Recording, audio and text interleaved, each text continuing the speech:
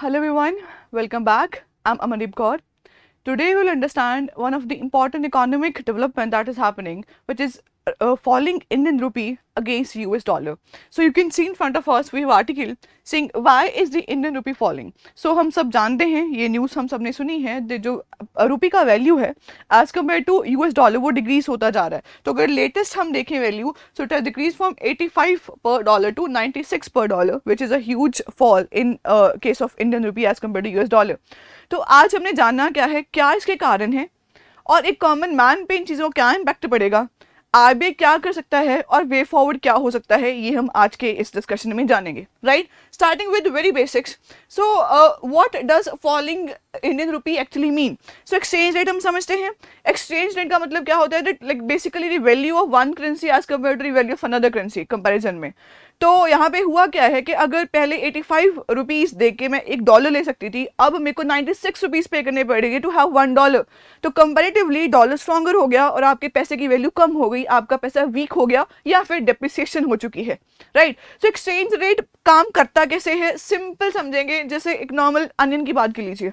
Onion का price कितना होगा, किस पे डिपेंड करता है, डिमांड के सप्लाई पे. ठीक है, डिमांड ज़्यादा है प्राइस ज़्यादा है, सप्लाई कम है तो भी प्राइस ज़्यादा है. तो इस हिसाब से ही जो करेंसीज का एक्सचेंज रेट काम करता है. सो अगर हम माने कि रुपये की डिमांड बढ़ेगी कब, जब जब आप बहुत ज़्यादा एक्सपोर्ट कर रहे हो, लोग बहुत चीज़ें आपकी खरीद रहे हैं तो उनको पैसे में पे करना पड़ेगा.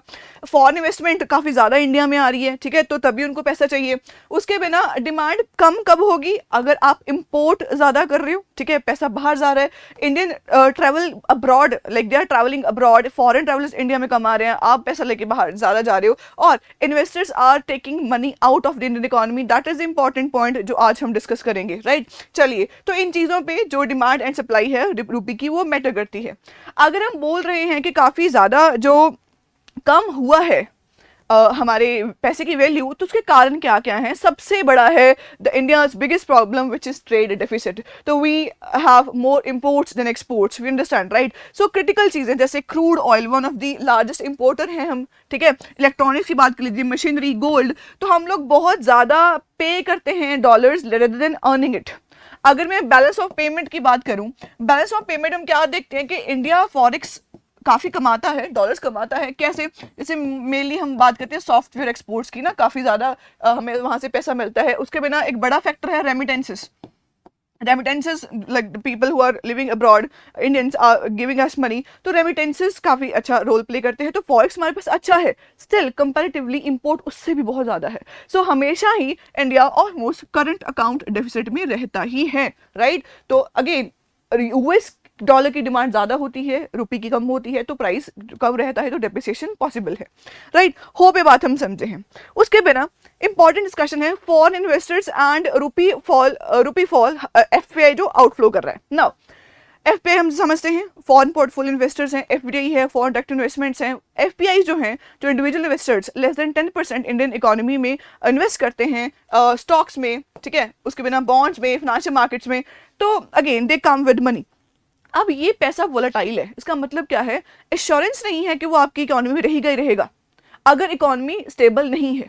ठीक है जी, मान लो कुछ भी ट्रस्ट जब भी कम होगा मार्केट में, तो पुल आउट होने के चांसेस हमेशा रहेंगे. जो अभी चल रहा है, जो प्रॉब्लम चल रही है, तो काफ़ी ज़्यादा पैसा इंडिया से बाहर जा रहा है, ठीक है, और लोगों को जो डिमांड है फॉर डॉलर्स वो बढ़ रही है. डिमांड की बढ़ेगी डॉलर की, तो उसकी एप्रिसिएशन होगी, कंपैरेटिवली रुपी जो है वो डेप्रिशिएट कर जाएगा.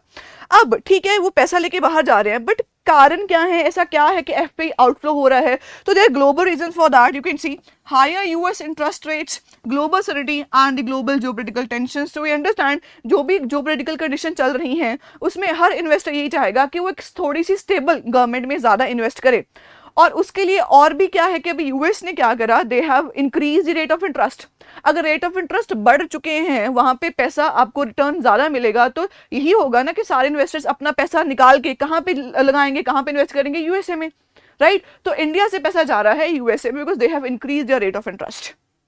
आप अंडरस्टैंडिंग, ठीक है. तो इन रीजंस की वजह से जो स्टेबलाइज्ड इकोनॉमी है उसकी ओर जो इन्वेस्टर्स जाएंगे, इंडिया से पैसा जाएगा, डॉलर की डिमांड बढ़ेगी, कंपैरेटिवली जो इंडियन रुपी है वो और भी डेप्रिशिएट होएगा, जो हो रहा है. That is the present condition. Right, अच्छा जी, अब इसका इसका इम्पैक्ट क्या है एक आम इंसान पे, इंडियन इकोनॉमी पे इम्पैक्ट क्या है? तो हम जानते हैं, देखो हम सबसे बड़ी बात तो ऑयल एक्सपोर्ट कर रहे हैं, सॉरी ऑयल इंपोर्ट कर रहे हैं। अगर ऑयल इंपोर्ट हो रहा है तो सबसे बड़ी बात तो पेट्रोलियम, तो ट्रांसपोर्टेशन कॉस्ट, और उसके बिना बाकी एक सर्कल में ओवरऑल आपकी इकोनॉमी में बहुत ज़्यादा इन्फ्लेशन हो जाएगी। उसके बिना आप मशीनरी बाहर से ले रहे हो, मेडिसिन बाहर से आ रही हैं, electronics like most important components बाहर से आ रहे हैं, क्रिटिकल मिनरल्स जो बाहर से आ रहे हैं। तो ओवरऑल इकोनॉमी में हर एक चीज़ का, because they are something which are use as factor of production, right? तो ओवरऑल इकोनॉमी में जितनी भी चीज़ें हैं उनका प्राइस बढ़ेगा, इन्फ्लेशन फील होएगा। तो यू कैन सी डेप्रिसिएशन का डायरेक्ट रिजल्ट क्या होएगा? इन्फ्लेशन इन द मार्केट, जिसका इम्पैक्ट आम इंसान पे बढ़ेगा। द पर्सन हैज टू पे more for the normal things, ठीक है? इनसेसिबल चीज़ें और भी हो जाएंगी, राइट?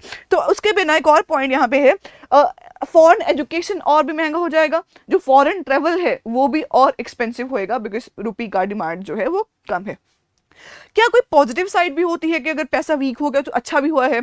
यस, कुछ हद तक, बिकॉज अगर पैसा वीक हो रहा है, रुपी की वैल्यू डिक्रीज्ड है, तो एक्सपोर्ट्स बेटर होने के चांसेस होते हैं, एक्सपोर्ट चीप होने के चांसेस होते हैं। Because person living in USA now the person has to pay less dollars for buying something which is of Indian origin, right? Because पैसे की वैल्यू कम है कंपेरेटिवली, यूएसए का डॉलर स्ट्रॉगर है, तो एक्सपोर्ट्स चीपर हो जाते हैं ग्लोबली।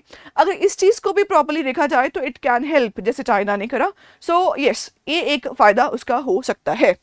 अच्छा जी, अब हमें उनके जो इम्पैक्ट्स हैं वो भी समझ आ गए। अब इसको ठीक करने के लिए आरबीआई क्या कर सकता है? RBI can use the forex reserve. तो नियर अबाउट 691 बिलियन के राउंड हमारे पास हमारा फॉरेक्स रिजर्व है।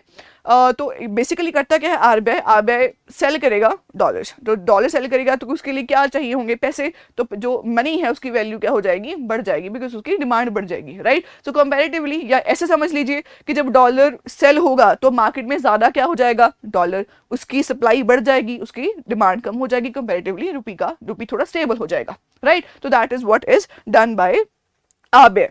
तो मेजर कंसर्न्स इंडिया के लिए क्या है? लॉन्ग टर्म में देखें तो पहले ही प्राइस राइज कर रहे हैं, ऑयल और बढ़ सकता है, तो रिन्यूएबल एनर्जी में हमें थोड़ा और इन्वेस्ट करना पड़ेगा। जो पोलिटिकल स्टेबिलिटी बढ़ सकती है, हमारी जो डिपेंडेंस है इंपोर्ट्स पे वो और ज़्यादा इंक्रीज हो सकती है, और हम भरोसा नहीं कर सकते जो वॉलेटाइल फॉरेन कैपिटल है, because that is not secure, right? हाँ जी, तो वे फॉरवर्ड क्या हम समझ सकते हैं यहाँ पे? तो पहले तो हमें ऑयल पे डिपेंडेंस रिड्यूस करनी पड़ेगी and have to invest in renewable energy sources, right? उसके बिना बूस्ट करनी पड़ेगी मैन्युफैक्चरिंग एंड एक्सपोर्ट्स, बिकॉज अगर मौका है, बिकॉज ऑलरेडी चीप हुए हैं आपके एक्सपोर्ट्स, तो you can make your manufacturing better, overall जो क्वालिटी बेटर कर सकते हैं कि हम मार्केट कैप्चर कर पाएँ, द फॉरेन मार्केट्स। फॉरेन जो प्रमोट करनी है रिन्यूएबल एनर्जी हमने बात कर ली, स्टेबल जो एफडीआई है उस पर ज़्यादा फोकस करना चाहिए rather than volatile foreign capital, ठीक है? तो और जो स्पेकुलेटिव कैपिटल फ्लोज है उनको रेगुलेट करना चाहिए। See try to understand currency strength सिर्फ मार्केट में, ये डिमांड सप्लाई पे नहीं होती, मतलब this is not something which is only a market thing. Currency strengthen होती है फैक्ट्रीज में, एक्सपोर्ट्स में, प्रोडक्टिविटी बढ़ाने में, इकोनॉमिक कॉन्फिडेंस लेके आने में, राइट? तो ये चीज़ें ओवरऑल इकोनॉमी अगर बेटर होएगी, better economy means better rupee, better currency, strong economy means strong currency, ये हमें समझना पड़ेगा। सो ये कुछ कारण हैं जिनकी वजह से प्राइस फॉल कर रहा है, एंड ये हमारे पास कुछ रीजन हैं जो हम देख सकते हैं। उसके बिना what do you people like think, आपको क्या लगता है कि क्या कारण है और क्या कर सकते हैं to make a rupee stable? So please let us know in the comment section. Thank you so much.